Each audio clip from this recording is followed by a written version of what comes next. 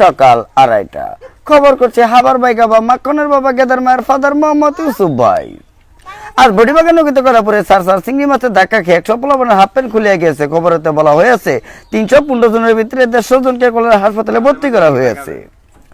খবর বিস্তারিত খবর বলছি এখন আপনাদের মাঝে এক হাত।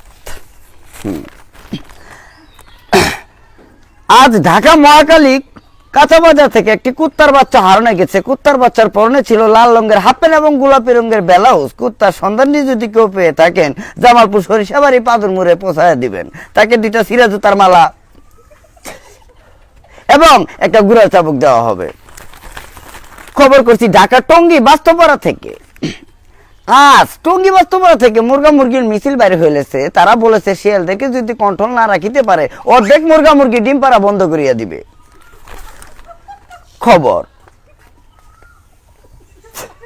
খবর করছি ধূমপানের কারণে হাজার হাজার করোনা ভাইরাসের কারণে মানুষ আত্মহত্যা করবার জন্য তারা প্রস্তুতি নিচ্ছে। কেন যেন কৃষকের ভিতরে তারা উপর দিকে এসে এই নতুন খবরটি পৌঁছাবার জন্য তারা আমাকে অনুষ্ঠিত করেছে।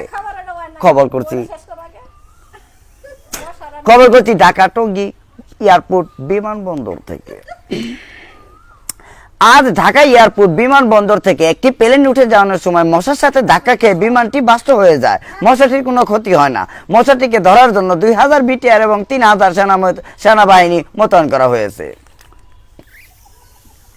খবরেতে বলা হয়েছে বাকি অংশের সময় পুরান এয়ারপোর্টে ধরা পড়েছে।